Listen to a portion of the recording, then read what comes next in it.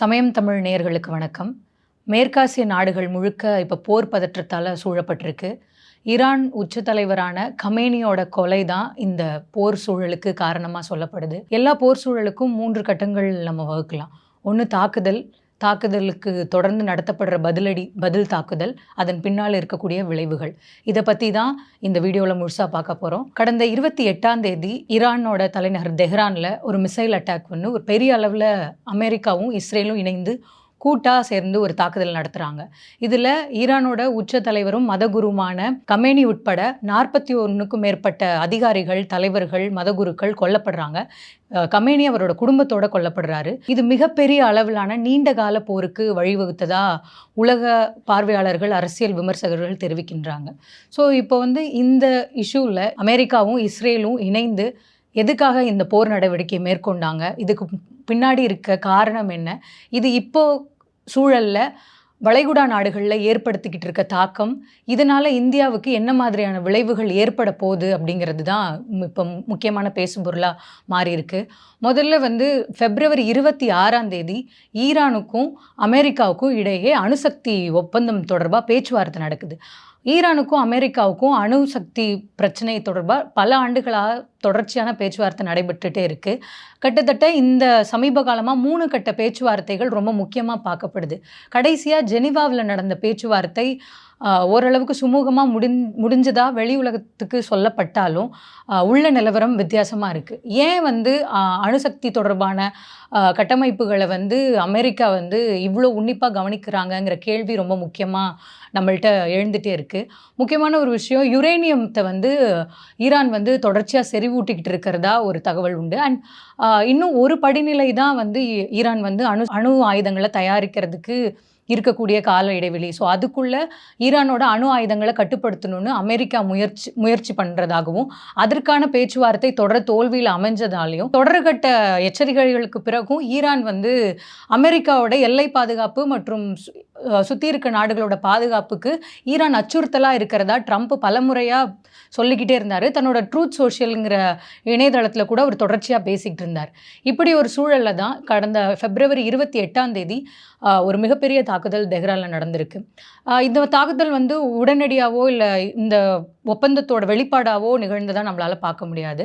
ஏன்னா இந்த தாக்குதல் கிட்டத்தட்ட சிஏஏ தொடர்ச்சியாக கமேனியை ஃபாலோ பண்ணி அவங்க நடவடிக்கைகளை தொடர்ந்து அப்சர்வ் பண்ணி இந்த தாக்குதலை நடத்தியிருக்காங்க. கிட்டத்தட்ட பல வார மேன்பவர், மனித உழைப்பும் க்ரூஷியல் டெக்னாலஜியும் கமேனியை ஃபாலோ பண்ணுறதுக்காக பயன்படுத்தப்பட்டிருக்கிறதா சொல்லப்படுது. இந்த தொடர் ஃபாலோ அப்பில் 28ஆம் தேதி சனிக்கிழமை காலையில் தெஹ்ரான் தலைநகரத்தோட மைய பகுதியில் கமேனி உட்பட முக்கிய தலைவர்கள் கூடி பேச்சுவார்த்தை நடத்த போகிறதான தகவல் அமெரிக்காவோட சிஏவுக்கு தெரிஞ்சிருக்கு. வெறும் 60 நிமிஷம், கிட்டத்தட்ட ஒரு நிமிஷத்தில் பல இடங்களில் 2000 இடங்கள்லாம் இன்வேஷன் பண்ணதா சொல்கிறாங்க. அந்த அளவுக்கு ஒரு ரொம்ப தீவிரமான ஒரு தாக்குதலை முன்னெடுத்திருக்காங்க. இந்த தாக்குதலில் ஈரானோட பள்ளிகள் மீதும் தாக்குதல் நடத்தப்பட்டிருக்கு. இதில் பல குழந்தைகள், மாணவிகள் இறந்திருக்கிறதாகவும் சொல்லப்படுது. இந்த ஒரு இன்டென்ஸான போர் நடவடிக்கை தான் மிகப்பெரிய தாக்கத்தை ஏற்படுத்தியிருக்கிறதா சொல்கிறாங்க. ஸோ இந்த போர் நடவடிக்கைக்கு ஈரான் இப்போ ரிட்டாலியேட் பண்ணுறாங்க, பதிலடி கொடுக்குற இடத்துக்கு அவங்க நகர்ந்துட்டாங்க.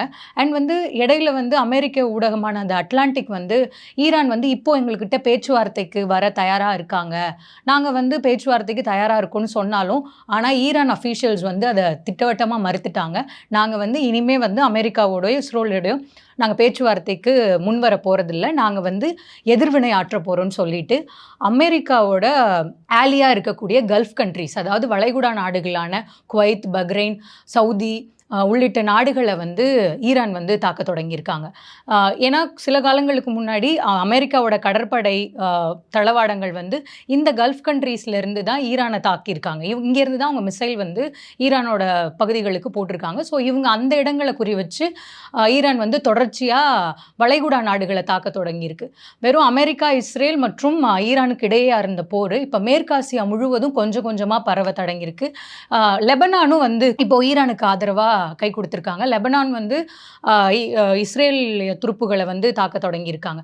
இப்படி மேற்காசிய நாடுகள் முழுக்க வந்து பெரும் பதற்றத்திலையும் போர் சூழல்லையும் இருக்குது. இங்கே இந்த இந்தியா உட்பட உலகம் முழுக்க இருக்க பல கோடிக்கணக்கான மக்கள் வந்து கல்ஃப் கண்ட்ரீஸில் வாழ்ந்துட்டு இருக்காங்க. அவங்களோட வாழ்வாதாரமும் அவங்களோட பாதுகாப்பும் பெரிய அச்சுறுத்தலுக்கு உள்ளாயிருக்கு. ஸோ இது வந்து ரொம்ப முக்கியமான ஒரு இஷ்யூவாக பார்க்கப்படுது.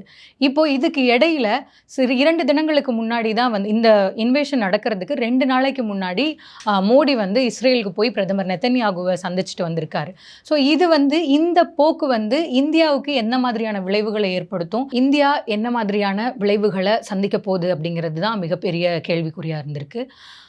2 விஷயம் வந்து இந்தியாவுக்கு மிகப்பெரிய அச்சுறுத்தலாக சொல்லப்படுது. ஒன்று, இந்தியாவுக்கு இருக்கக்கூடிய பொருளாதார சிக்கல், எழுந்திருக்கக்கூடிய மிகப்பெரிய பொருளாதார சிக்கல். ஏன்னா வளைகுடா நாடுகள் வந்து எண்ணெய் வளங்களை அதிகமாக கொண்டிருக்கக்கூடிய நாடு. அதே மாதிரி ஈரான் வந்து அதிக அளவிலான கச்சா எண்ணெய் ஏற்றுமதியை செய்யக்கூடிய ஒரு நாடாக இருக்குது. இந்தியாவுடைய அதிக அளவிலான, அதாவது கிட்டத்தட்ட 80% எண்ணெய் தேவை வந்து இறக்குமதியை நம்பி தான் இருக்குது.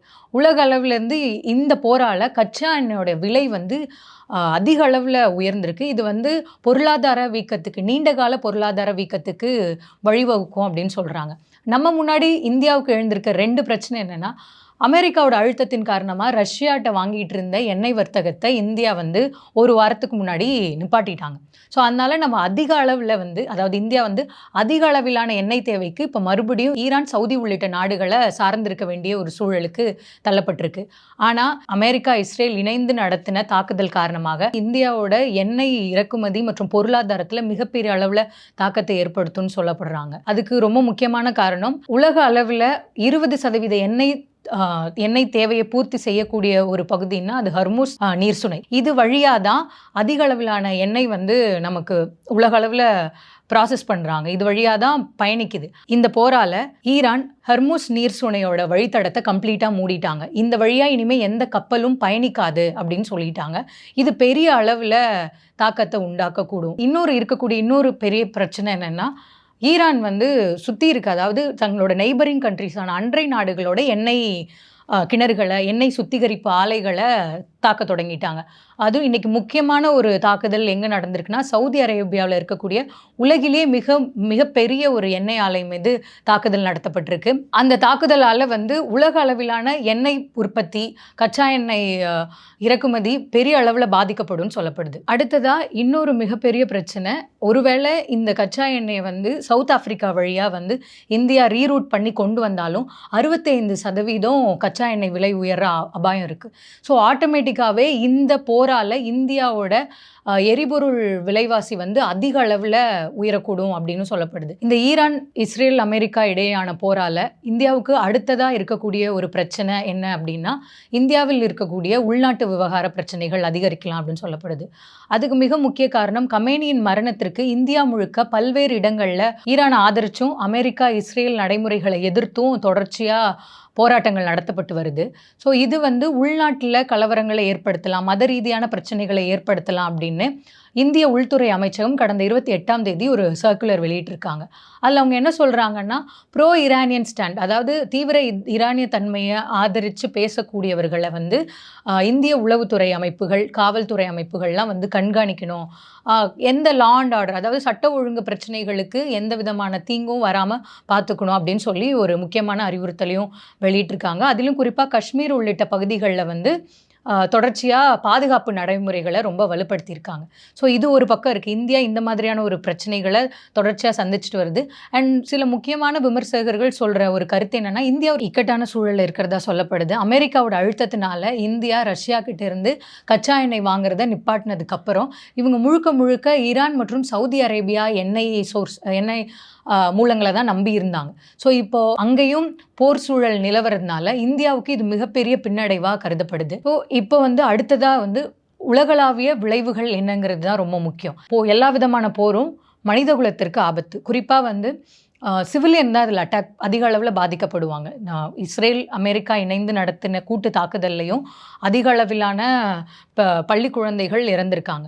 அதே போல் ஈரான் நடத்துகிற தூதரகங்கள் மேலேயோ இல்லை எண்ணெய் மூலங்கள் மேலேயோ ஆலைகள் மேலேயோ நடத்துகிற தாக்குதலில் அதிக அளவு இறக்கிறதோ இல்லை பாதிப்புக்குள்ளாக போகிறதோ பொதுமக்கள் தான். ஸோ எந்த போருமே வந்து அதிக அளவிலான பிரச்சனைகளை மக்களுக்கு தான் தருங்கிறதுனால இந்த போர் நிறுத்த நடவடிக்கைகளை உடனடியாக மேற்கொள்ளணும்னு பல அமைப்புகள் வலியுறுத்திட்டு வருது. அதிலும் குறிப்பாக கிட்டத்தட்ட ஈரான் மீது நடத்தப்பட்ட தாக்குதலில் 550 பேர் இறந்திருக்கிறதா அல் ஜசீரா வந்து தகவல் வெளியிட்டிருக்காங்க. ஸோ எல்லா நாடுகளும் எல்லா நாட்டுகளுடைய மக்களையும் இழக்கக்கூடிய ஒரு சூழலை இந்த போர் உருவாக்கும். அண்ட் நீண்ட கால ஒரு போருக்கு வந்து கமேனியோட மரணம் வந்து காரணமாக ஆகியிருக்கு அப்படின்னும் பல விமர்சகர்கள் தெரிவிக்கிறாங்க. தாக்குதல் நடத்தப்பட்ட தினம் ட்ரம்ப் அவர்கள் பேசும்போது ரொம்ப மிக முக்கியமான ஒரு விஷயத்தை அவர் சொல்கிறாரு. ஏற்கனவே ஈரானில் இருக்க உள்நாட்டு போரை வந்து மக்கள் பயன்படுத்திட்டு தங்களுக்கான ஆட்சியை நிலைநிறுத்தணும் அப்படின்னு ஒரு விஷயத்தை முன்வைக்கிறாரு. இந்த போர் நடவடிக்கை எதுக்கு நீண்ட காலத்திற்கு ஒன்றா மாறும் அப்படின்னு எதிர்பார்க்கப்படுதுன்னா, பேச்சுவார்த்தைக்கு 2 தரப்புமே தயாராக இல்லை. ஈரான் வந்து கம்ப்ளீட்டாக இனிமேல் நாங்கள் வந்து அமெரிக்காவோட பேச்சுவார்த்தைக்கு தயாராக இல்லை, நாங்கள் ரிட்டாலியேட் பண்ண போகிறோம், அதாவது எதிர்வினை ஆற்ற போகிறோம், எங்களோட சுப்ரீம் லீடர் அதாவது எங்களோட உச்சபட்ச தலைவரை கொலை பண்ண ரீசனுக்காக நாங்கள் அமெரிக்காவுக்கும் இஸ்ரேலுக்கும் எதிரான போர் நடவடிக்கைகளை முன்னெடுத்திருக்கோம். இது வந்து முழுக்க முழுக்க ட்ரம்ப்போட ஒரு மாய கற்பனையில் இது அமெரிக்காவுக்கு எதிராக ஈரான் செயல்படுதுங்கிற ஒரு மாய கற்பனையில் அவர் இவ்வளோ பெரிய தாக்குதலை முன்னெடுத்துட்டாரு. ஸோ அதுக்கு அவங்க பதில் கொடுத்தே ஆகணும், அவங்க அதிக அளவிலான போர் வீரர்களை இழக்க போகிறாங்க அப்படிங்கிற ஒரு ஸ்டேட்மெண்ட்டை வச்சிருக்காரு. இது நீண்ட கால போருக்கு வழிவகுக்குமா, இல்லை இது ஒரு மிகப்பெரிய பிரச்சனையாக உருவெடுத்தா உலக அளவிலான எல்லா பகுதி மக்களும் இதால் பாதிக்கப்படுவாங்கங்கிறது தான் உண்மையாக சொல்லப்படுது. தொடர்ச்சியாக அதிபர் ட்ரம்ப் அவர்களோட எதேச்சதிகார போக்கு வந்து உலக அரசியல் தலைவர்களால் விமர்சிக்கப்பட்டுட்டு வருது.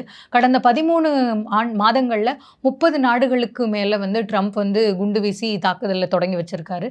ஸோ இது வந்து தொடர்ச்சியான ஒரு எதேச்சதிகார போக்கை உருவாக்குறதோடு இல்லாமல் உலக அமைதிக்கு வந்து இது கம்ப்ளீட்டாக எதிரான ஒரு போக்கு அமெரிக்கா முன்னெடுப்பதா பல விமர்சகர்களும் பல அரசியல் தலைவர்களுமே கூட சொல்லிட்டு இருக்காங்க.